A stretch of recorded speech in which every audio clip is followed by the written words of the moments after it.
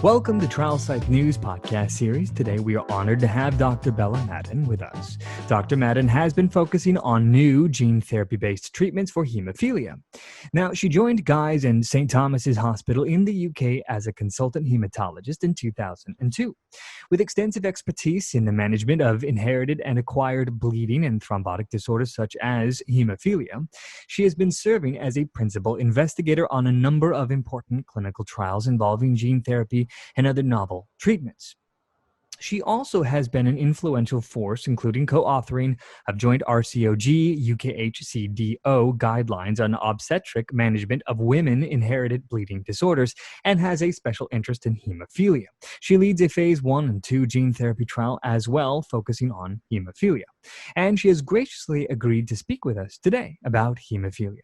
So, Dr. Madan, welcome. Thank you very much, and I'm delighted to be here. The pleasure is ours. Now, before we deep dive into your work in hemophilia, could you describe for our audience more about the disease, the different types, like hemophilia type A, and how many people are afflicted around the world? Certainly. So there are two main types of hemophilia, hemophilia A and hemophilia B. Hemophilia is a genetic bleeding disorder that prevents blood from clotting normally, and the primary symptom is usually uncontrolled, often spontaneous bleeding in different areas of the body. Bleeding can occur in spaces around the joints, and also you can have spontaneous bruising, etc.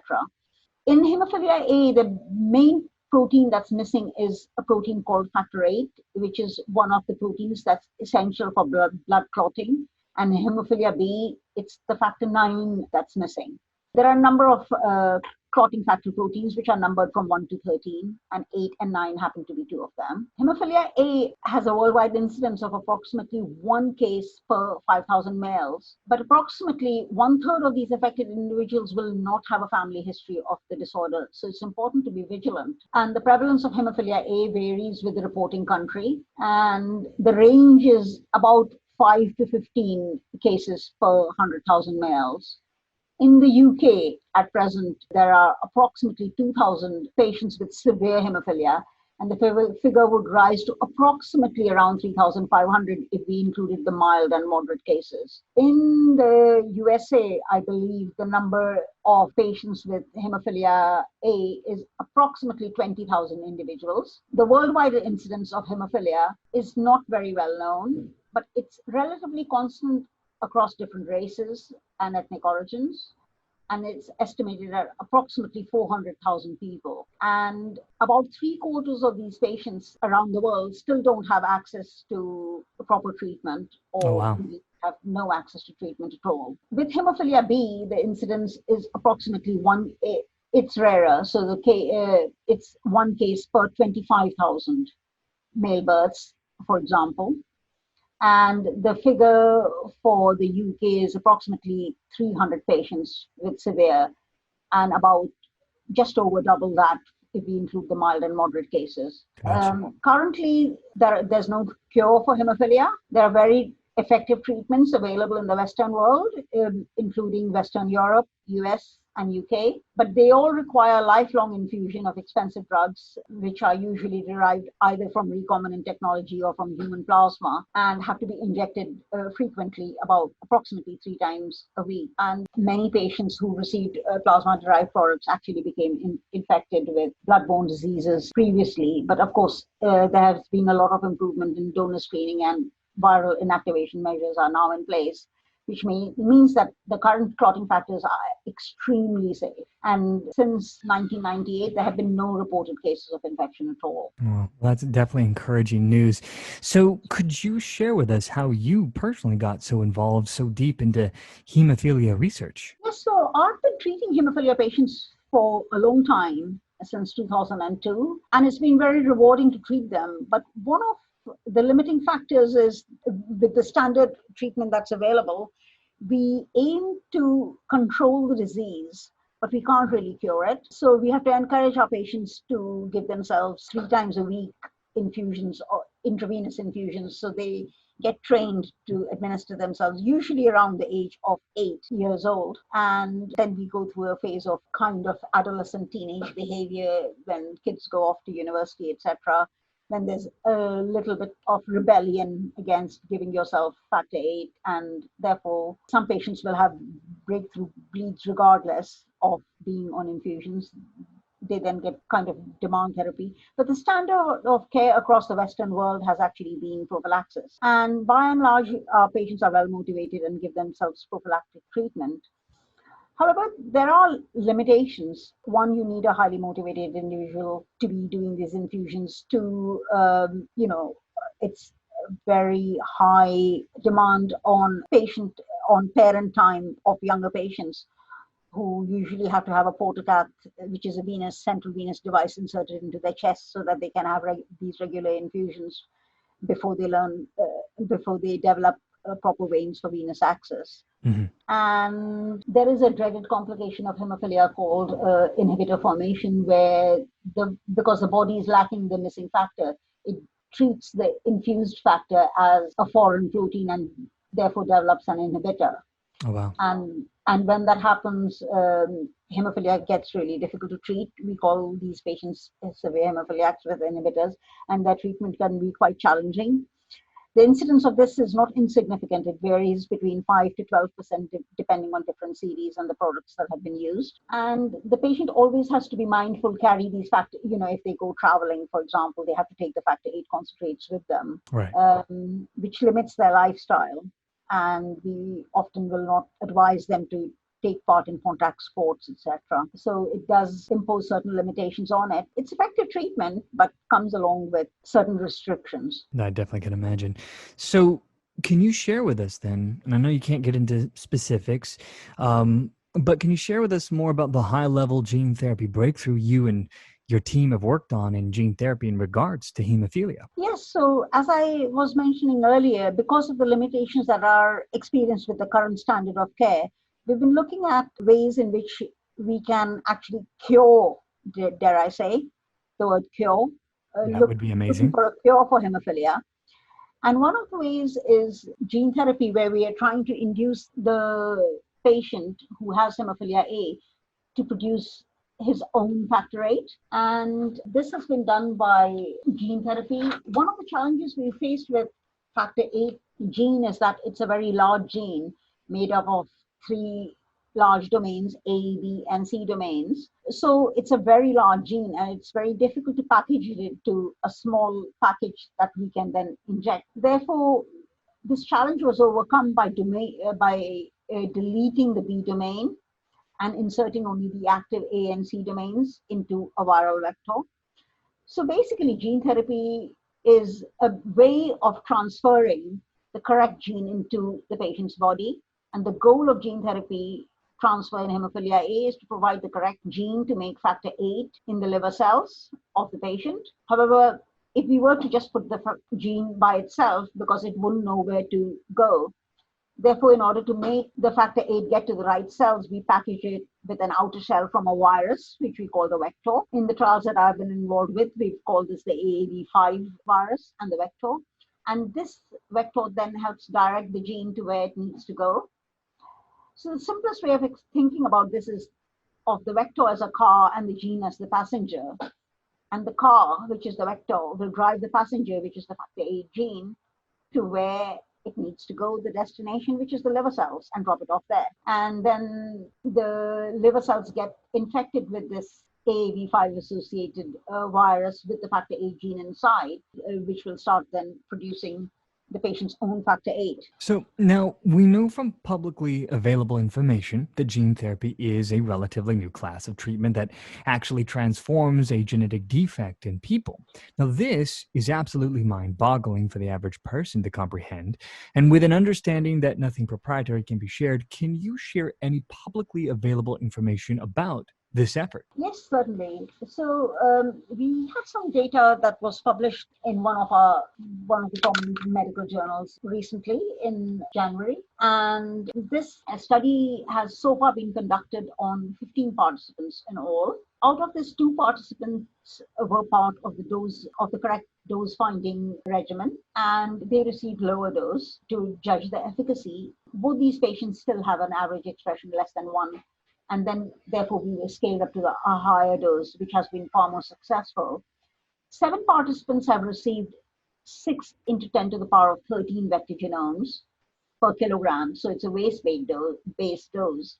And these 7 patients actually have an expression of factor 8 of 20 international units per deciliter, or 20%, shall we say, to make it easier to understand. And 6 participants received 4 into 10 to the power of 13 vector genomes per kilogram, with a median factor expression of 13%.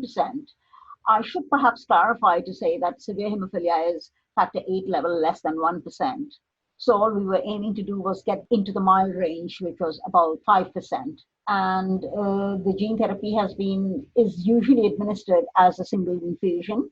The patient stays in overnight, and after that they're free to go, but they have to attend hospital regularly for follow-up. I should say that all my patients are working patients, and they've all been at full-time work during the course of the study. It's a 5-year follow-up at the moment that's projected for the study, and we are reporting data which is 2 to 3 years out from the initial dosing. And so there has been complete cessation of any prophylactic factor 8 use in all the participants who received the higher doses. So that's 13 of the participants, and only the 2 who were in the dose finding cohort didn't actually achieve the right levels. So none of these 13 patients are requiring prophylactic infusions. Obviously, we cannot reverse the damage that has already occurred previously in the hemophilia target joints. That's an important thing to counsel patients about when you are actually consenting them for the study, so that patient expectations are right. Out of these, 2 patients have undergone knee replacements as part of their treatment, and they've both been successfully covered with factor 8 concentrates. And 1 patient developed a rash which was considered relevant because it occurred within 24 hours of the infusion. So he developed a bit of fever, muscle aches, but it resolved after some time. The other side effect that we expect is some derangement of liver function. In a way, it's good that it shows that the vector has reached the right organ and is multiplying correctly. However, we monitor the liver function and the factor 8 levels very, very carefully.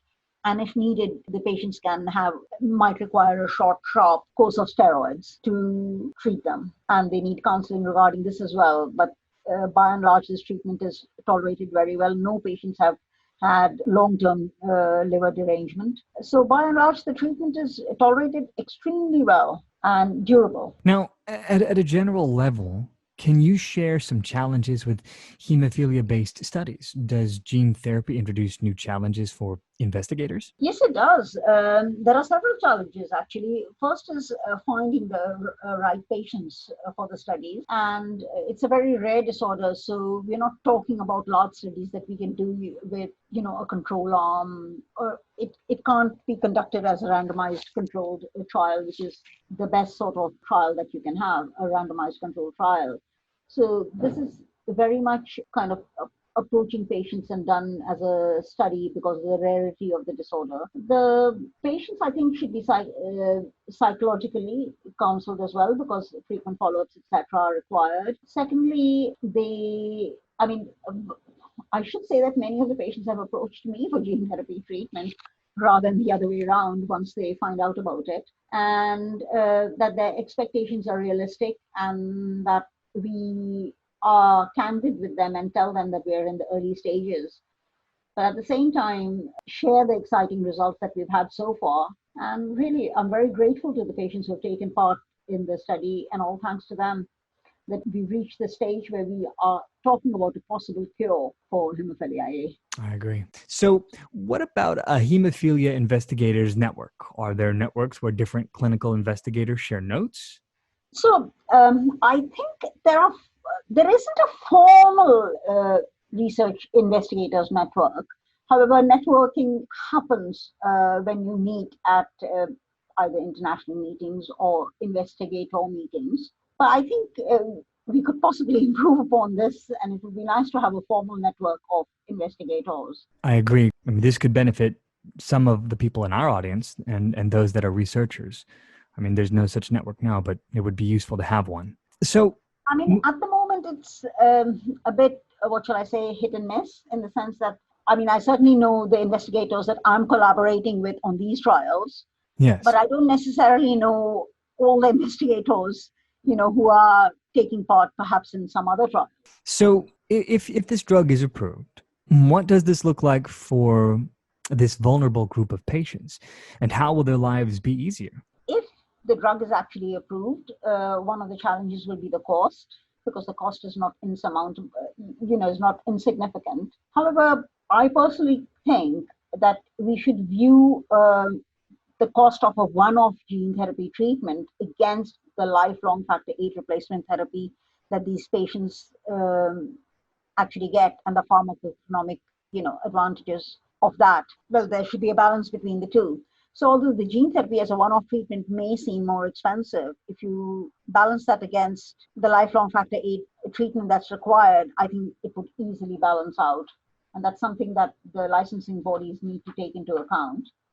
In terms of how it would affect the vulnerable group of patients, I think patients have said that it's life transforming for them.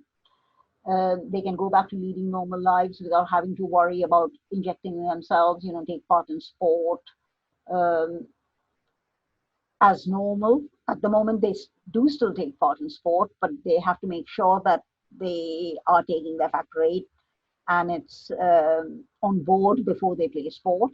I would also say that there are other alternative strategies, research strategies, but today we are focusing on gene therapy. So I am very much hoping that the drug does get licensed and normalizes these patients' lives. I agree. I hope so. So tell us, Dr. Madan, if you would, how do you see the hemophilia drug market changing over the next decade with the advent of gene therapies? Any other breakthroughs on the horizon? Well, there are a number of breakthroughs that are happening at the moment, including other drugs as well, for example, and extended half-life products as well. So factor VIII that doesn't have to be given as frequently as 3 times a week, but less frequently, but nevertheless still as injections. Or there's a subcutaneous a drug that can be given by subcutaneous injection, that means under the skin, therefore you don't have to give it intravenously. However, all of them still retain the problem of having to be administered regularly, which gene therapy doesn't. One of the other challenges has been, it's been heartbreaking actually to have spoken to patients, and then when we screen them, some who were very excited about taking part in the study turned out to be AAV5 antibody positive, because it's a common infection. So there's a seroprevalence rate of about 30% in the normal population. Mhm.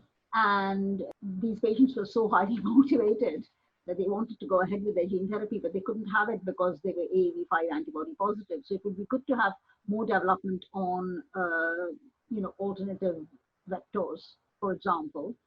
Right. And also perhaps, when the factor VIII levels begin to drop, in certain cases, have a top up with something else, which is a challenge, I think, which has been faced a lot in factor IX gene therapy trials, actually, not so much in factor VIII at the moment. In factor IX gene therapy trials, which have been around for a very long time, I would say more than 10, 15 years. In those patients, in some of those trials, the patient's factor IX levels have gone back down to baseline. And that is why this AAV5 associated gene therapy treatment for hemophilia A is so exciting, that we haven't seen drop back to baseline. So it seems to be durable. Which is really good news. Yeah. So in terms of how the market will change, it would probably, I think, because we're still at the trial phase at the moment, and we're talking about, I think I need to talk about the world as a whole, perhaps, Hmm. and put it into perspective. So some parts of the world, especially of the developing world, they don't have access even to factor VIII concentrates, let alone, more advanced therapies. So it would be good to have some factor VIII products on the market still, and especially gene therapy is not licensed for children below the age of, in some trials, 16, and in some trials, 18. The trials I've been enrolled with is at the moment age 18. So we still need something for pediatric patients. It would be good also to have things like gene therapy, to see gene therapy licensed with vectors such as AAV5 and also alternative vectors, in case they are antibody positive to one vector, then they could perhaps be negative to another one and have gene therapy with the alternative vector. Mm-hmm. And also the drugs with extended half-lives, as well as the ones that can be administered subcutaneously. So I see the market changing in terms of all the alternatives that are measured to standard care becoming a bit more available. And also the funding authorities, both in the UK and the US, will have to consider the financial implications of these in the context of a lifelong chronic disorder, which requires continuous treatment from womb to tomb, as they say. Agreed. So is there anything else you would like the TrialSite News audience to know? I think what I would like to say is that gene therapy is quite a niche topic at the moment, especially for hemophilia. It's been available for some other disorders for a longer time, some of the inherited metabolic disorders. But many patients have not heard of gene therapy. Many physicians have not heard of gene therapy. And the message would be to, keep a lookout for these trials, encourage your patients to participate. And if you're a patient, then consider participating in one, or at least, contacting your physicians and gaining more information about the alternative treatment strategies that are available. And I should probably add that when I speak to my patients about enrolling them into the gene therapy trials, it is my normal practice to actually tell them about all the advances that are available before they choose which route they're going down. Agreed. So that they make an informed decision and are not rushed into making one. It's also quite good to get their families on board, their partners on board, because it's a long haul in terms of follow-ups, etc. And, if we have the entire family on board, right, then it helps. Well, thank you for taking the time, Dr. Madan. It was an honor and a privilege to have you on the TrialSite News podcast series. It's been a pleasure, very appreciative of the opportunity to talk to the audience. And I would give out one message, which is that if there are any researchers out there, go talk to patients, popularize the gene therapy. If there are patients out there, please find out a little bit more by contacting your physicians about options for treatment, and consider all options before you decide on gene therapy. And to the funding authorities, my plea would be that please consider the cost of gene therapy and the benefit of gene therapy against the lifelong treatment that's required, and the economic costs of that, again, and the benefit to the patient. And, it's really life transforming for the patients who have taken part. Yep, not to mention the ground that they're going to be making medically here. And thanks so much, Dr. Madan, for joining us today. And we really appreciate your time. Thank you very much. Your time. Thank you.